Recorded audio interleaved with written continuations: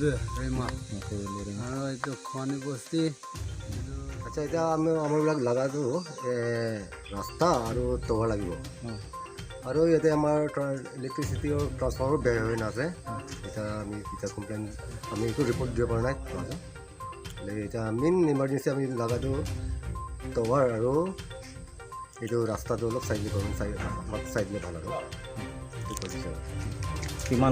কিমান ঘৰ আছে ইয়াতে 26 ঘৰ